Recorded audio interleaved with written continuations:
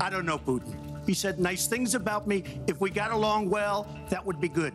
If Russia and the United States got along well and went after ISIS, that would be good. It's an encounter over a year in the making. Donald Trump and Vladimir Putin will meet face-to-face tomorrow on the first day of the G20 summit in Hamburg, Germany. But it's not the only high-stakes situation that Trump will face at the two-day event. The leaders, including, of course, Justin Trudeau, will be talking free trade, climate change, and mass migration, big issues behind closed doors, with big reaction already plain to see on the streets. The showdown has already begun, a huge police presence in Hamburg and skirmishes with demonstrators. Tens of thousands are expected to protest the two-day event. Leaders of the world's largest economies have met every year since 2010 to discuss some of the most pressing global issues and coordinate on policy making. But the summit's cohesion may be strained this year. Host Angela Merkel has made it clear that Europe may no longer rely on their long-standing U.S. ally. Ich bin jedoch überzeugt, dass Protektionismus keine Lösung sein kann. Just days ago, the German chancellor's not-so-subtle jab at Trump and his aversion to globalization. That's the central theme for the summit, resisting protectionism. On Merkel's agenda, free trade, refugee policy, and climate change.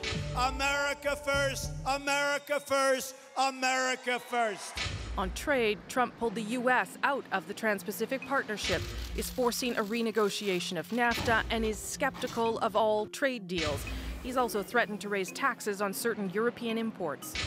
On refugee policy, he's campaigned on keeping people out. A total and complete shutdown of Muslims entering the United States. He signed the travel ban into law as one of his first steps as president. On climate change, the United States will withdraw from the Paris Climate Accord. And most recently on a major concern that demands diplomatic unity, Trump has signaled he's prepared to act on his own. With respect to North Korea, I have some pretty severe things that we're thinking about. As America seems to turn inward, Canada's repositioning. The fact that our friend and ally has come to question its mantle of global leadership puts into sharper focus the need for the rest of us to set our own clear and sovereign course. Justin Trudeau is pushing a more open and anti-Trump approach. The importance of free, fair, and balanced trade around the world. We see immigration as a net positive.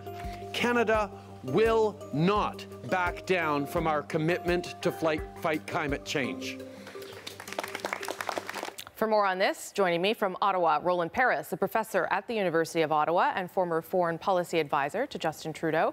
In Washington, Laura Dawson, director of the Canada Institute and a former advisor on economic affairs at the U.S. Embassy in Ottawa. Good to see you both. Appreciate it. Hi. So Merkel's agenda is, sort of typical classic Merkel stuff, and you can understand why some G20 leaders will want to talk about those things, but not everybody. So Roland, I'll start with you. What is she up against here in trying to get people like Donald Trump to talk about protectionism, climate change, mass migration? Is this really going to be the focus of this meeting? Well, I think it's going to be extremely difficult to reach agreement, especially on climate change and on trade issues, where the Trump administration is really in a very different space than Merkel and most of the other G20 members. On climate change in particular, they're so far apart, and the dilemma is that they can negotiate language which will kind of bridge the differences between the United States and the rest of the G20, but the result will be mush. And it will be weak, and that will be problematic for most of those leaders who want to reaffirm their commitment to implementing the Paris Climate Accord. Alternatively, they could do what they did at the G7 in June and kind of have a U.S. dissent from the main agreement of the summit. But that's problematic too, not least because a few other countries that have been wavering on their commitment to the Paris Agreement might decide to join with the United States. So it's going to be a tricky balancing act for her. And that's why our Prime Minister, Laura, said that he did want to see some clear language on the Paris Agreement inside the final communique. I mean, we all know these things have been hashed out in advance, but do you agree with Roland that probably will be the hardest area to reach some sort of consensus? There's so many hard areas to reach. I don't see any areas where we can say, oh, they've got consensus on that. I think climate is going to be extraordinarily difficult. At the same time, that's a place where I think there's some room to maneuver with the Trump agenda. There's certainly been a lot of American interest groups coming forward saying we support the Paris climate commitments, even if the president has backed away. So actually, I don't see climate as being the most problematic, or I see everything being quite problematic. And the trade and economic stuff is going to be very difficult as well. Well, it just seems crazy to me that one of the main themes is, anti-protectionism and globalization, and somehow you have to discuss these with Donald Trump at the table. I mean, how do you have that conversation with a guy that is moving completely in the opposite direction, Roland? Well, I usually agree with Laura. I'm not sure I agree with her entirely this time. I think that the trade issues will be actually easier to fudge in this agreement. They can use language about fair trade. I don't see the bridging on climate and reaching a consensus that really has a strong commitment to implement the Paris Agreement, which so many of the G20 leaders have committed themselves to. But whether it's trade or climate, I mean, the big question here is whether the G20 itself is going to experience a rupture, or whether there's going to be a means of carrying on. And it's important that the G20 carry on for a lot of different reasons, including the fact that there are countries at the table, developing countries and developed countries, that are going to have to meet and keep on talking about these issues as the world is undergoing these remarkable changes. So coming out without a rupture might be the best that we can hope for here. So, go ahead, Laura. Yeah.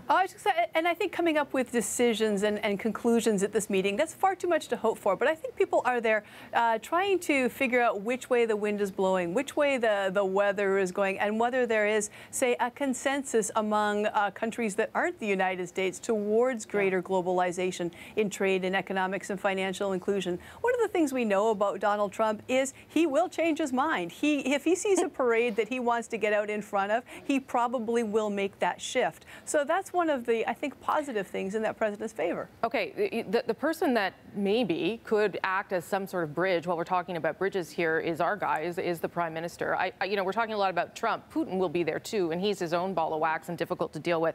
But Roland, what is the likelihood that Trudeau could play that role of sort of reaching out to Trump to make sure he doesn't feel isolated and helping him get to a place where maybe he can talk to other world leaders?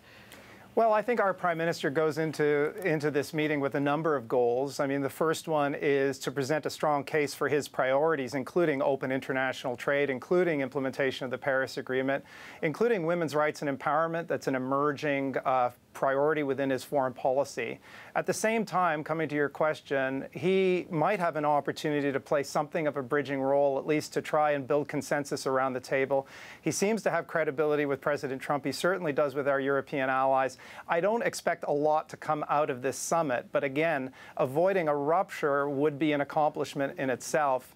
And then finally, of course, we think about these summits, you look at them from the outside, and there are these big meeting tables, and those are the main summit sessions. But it's a kind of carnival of side bilateral diplomacy that's taking place all the time. So the Prime Minister will have a number of meetings with other leaders, and he will be advancing Canada's foreign policy agenda. I would expect him to meet with some European leaders. He will be pushing hard for the quick coming into force of the Canada-EU trade agreement. He might meet with the Mexican president to coordinate on NAFTA. He might have an opportunity to meet with Trump, in which case he'll certainly want to be talking about NAFTA as well. So if I were advising the PM, those would be the three areas that I think that he'd focus on. I expect that that's what he's going to be doing. Okay, Laura, last word to you on that. Yeah, something he's been doing extraordinarily well is playing that balance between wingman for President Trump, trying to ease the way, trying to help ease Trump's passage into, a good diplomatic position, as well as standing up for Canada's interests internationally. That's tough. I mean, we have to remember that Canada's interests economically anyway are really tied into the U.S. You can't afford to alienate that guy. Let me just ask you one last question about Putin. Can you alienate Putin? And is that okay if they do that? That's Roland's question. For me, well, I would say that this, I mean, to me, the most important thing about this entire summit is the meeting between Trump and Putin. They haven't met before. We do not know how that's going to go. Trump has sent so many mixed signals. We don't know if he's going to raise a Russian interference in the U.S. election. We don't know if he's going to be firm with Putin. We don't know if he's going to be conciliatory. We know, though, that Trump puts a lot of stock in these personal meetings, and there have been occasions in the past, first meetings between presidents, U.S. presidents and Russian leaders that have set the tone for the ongoing relationship. So I think people are going to be watching that extremely closely. I know everyone thinks that they've met and they're best buddies because of the way that Trump talks, but that's not in fact the case. And this could establish what the relationship is going forward.